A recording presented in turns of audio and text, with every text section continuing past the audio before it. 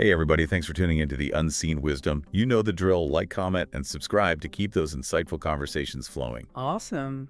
So today we're taking a deep dive into some really powerful firsthand accounts about life in America.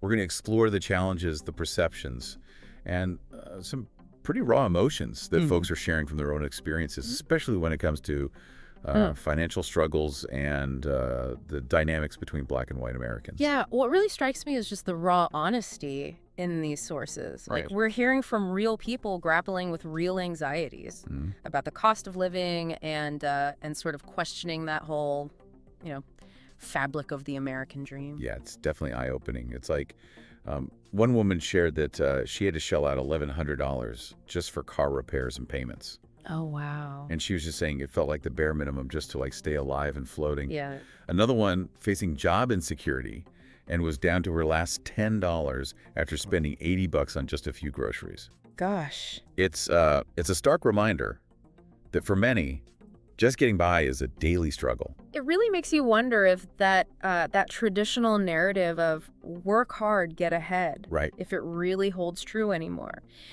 These stories suggest a growing sense of disillusionment, particularly among younger generations who are facing a completely different economic reality than their parents did. Right. You hear this mother talking about her adult children, all college graduates Wow. with full-time jobs, and they're still struggling to afford the basics like housing and health care. It's unbelievable. One of her kids even saw their car insurance increase when they turned 25. Oh, no. It makes you question the systems in place. Yeah. Like, are they truly serving everyone? Yeah, it's almost as if the sources are suggesting a fundamental shift in the American economic landscape.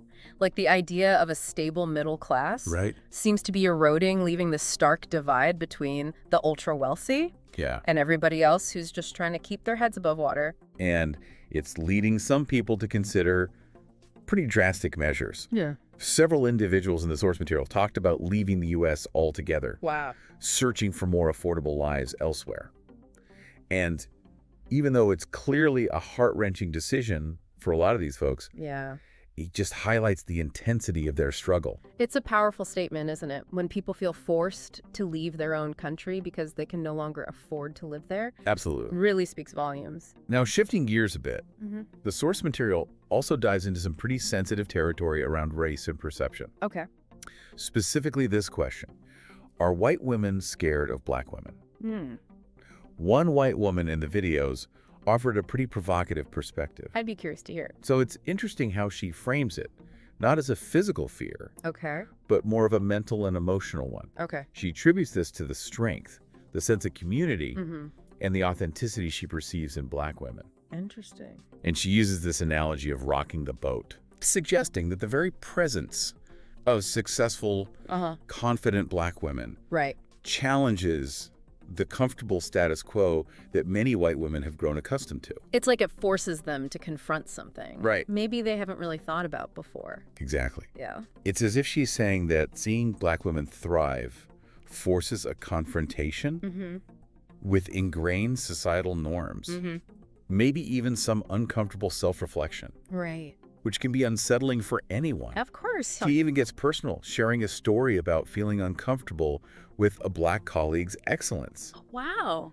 And she attributes it to her upbringing and the media she consumed, which often relegated Black women to supporting roles. Right. Right. And her point is that these portrayals led her to internalize this idea that Black women were meant to be in the background, not exceeding white women in any way. That's a lot to unpack. Of course, this viewpoint sparked some strong reactions. Many commenters push back, arguing that attributing fear to Black women's strength minimizes the very real and pervasive issue of racism. Yeah. I mean, you can't just brush aside centuries of systemic oppression and the ongoing effects of prejudice. Right. And attributing fear to Black women's strength almost feels like shifting the blame, Exactly. And that's where this idea of internalized racism comes into play. Yeah. Commentators are urging white women to acknowledge their own biases, Right. to understand that feeling uncomfortable with Black excellence can be a symptom of deeply ingrained societal norms that uphold white supremacy. So it's a call for deeper self-awareness and accountability, recognizing that dismantling racism requires more than just individual good intentions. It requires systemic change. Now, speaking of challenging the narrative, let's hear what a Black commentator had to say in response to that white woman's video. They make this powerful point about how history has often downplayed the accomplishments and contributions of Black people. It's like reclaiming history, right? Yes. Recognizing that the dominant narratives we've been taught don't always reflect the full picture. Exactly. And this commentator is urging Black people to understand their own power and legacy, to reject the notion that they should be intimidated by anyone's perceived fear. I love that. Right. They share these powerful examples of Black excellence, like reminding viewers that the Moors taught the world about bathing, highlighting the countless contributions of Black scientists and innovators that have often been overlooked or minimized. It's a good reminder that Black history is filled with these examples of resilience, creativity, and brilliance that have shaped the world in profound ways, often without receiving proper recognition. They also bring up this really interesting observation about how white people often admire and even appropriate elements of Black culture, like music and dance, while simultaneously perpetuating systems that disadvantage Black communities. It really highlights this complex dynamic where appreciation and exploitation can coexist. Like, can we truly appreciate a culture while also benefiting from systems that oppress its people? Right. It's a tough question. It challenges us to move beyond just enjoying the surface level and to engage in meaningful action to dismantle those systems of inequality. It's about recognizing that true allyship requires more than just enjoying Black music or fashion. It requires actively working to create a more just and equitable world for Black communities. And this commentator really drives home that message of empowerment. They emphasize that true power comes from understanding your history, celebrating your achievements, and refusing to be defined by the limitations imposed by others. It's a call to reclaim your narrative. Yes. To recognize your inherent worth. Understanding that while systemic challenges are real, individual agency and collective action can be powerful forces for change. It's a message that resonates deeply, especially in the context of the economic anxieties and racial tensions explored in the source material.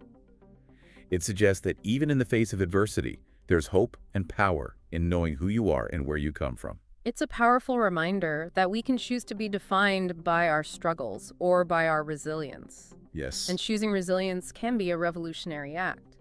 So with all these different perspectives swirling around, I'm curious, what stands out to you? What's sparking your own thoughts and questions? For me, it's the intersection of these personal struggles with the bigger picture. You know, we're hearing about individual anxieties over the cost of living, and it's impossible to separate that from the larger systems of economic inequality that are at play. It's like these personal stories are a microcosm of what's happening on a societal level. Exactly. And then you layer on these conversations about race and perception. And it becomes clear that we're dealing with interconnected issues that require a multifaceted approach. We can't address economic inequality without acknowledging the role of systemic racism.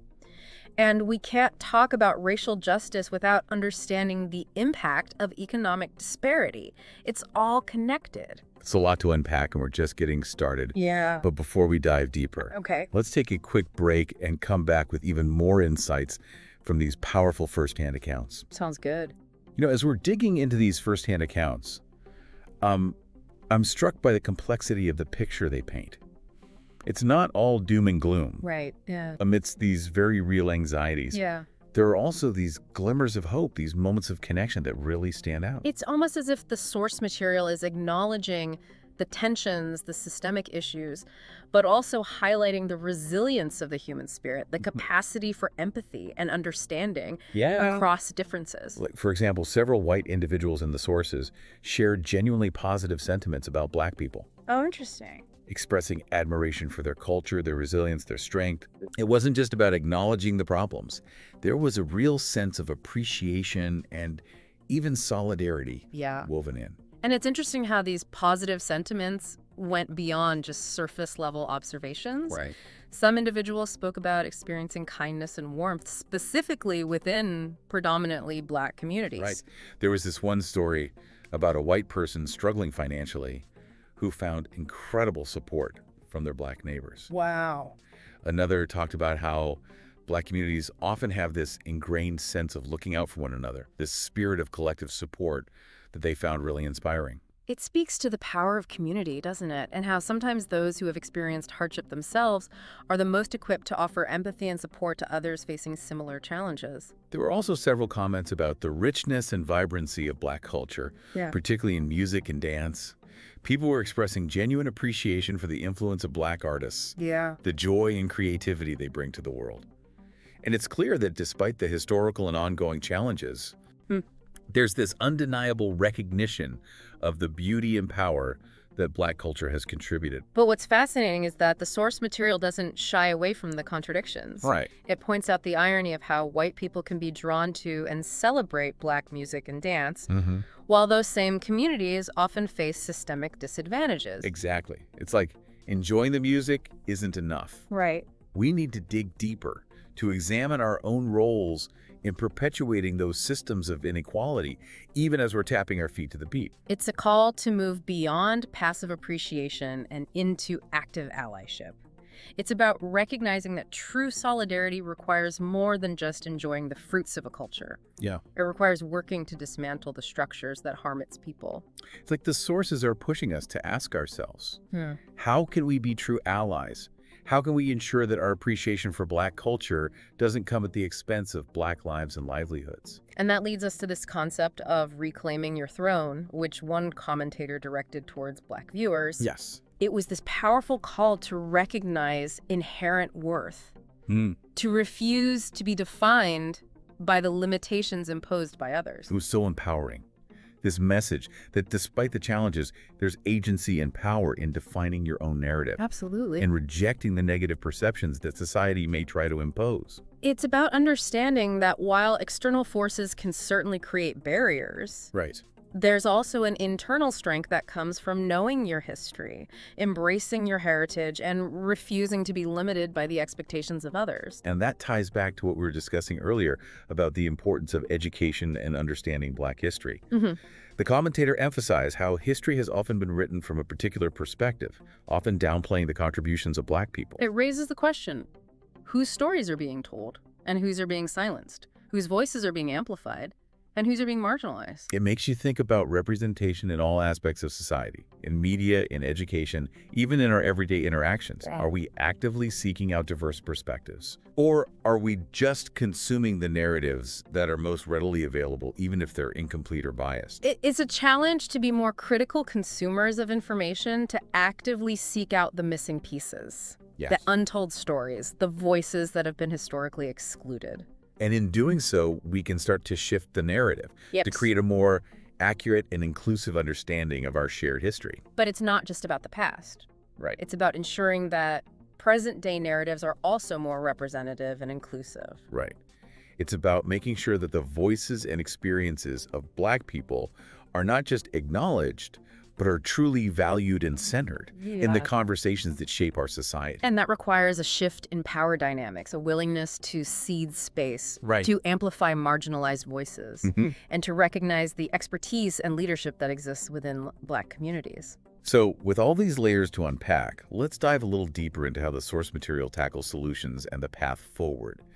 Because it's one thing to identify the problems, but it's another to actually imagine and work towards a better future. Welcome back to The Unseen Wisdom. We've been having this incredible deep dive into first-hand accounts about life in America, and as we wrap up, I want to focus on this powerful theme of resilience that just keeps coming up. Like, even with all these challenges, there's this enduring hope and this, like, fire to create a better future. Yeah, it's like those stories, tough as they are, they kind of become a springboard for action. You know what I mean? Right. The source material doesn't just leave you feeling all doom and gloom. It's like it sparks something inside. Absolutely. This urge to be like, okay, what can we actually do about all this? And one of those powerful things that I saw that keeps coming up again and again is this idea of reclaiming your power, especially for Black individuals. Recognizing that real power comes from understanding your history, celebrating your achievements, and refusing to be defined by, like, limits that other people try to put on you. It's like they're saying, hey, don't let anybody tell you what you're worth or what you can achieve. You come from this incredible legacy of resilience, creativity, overcoming unbelievable obstacles.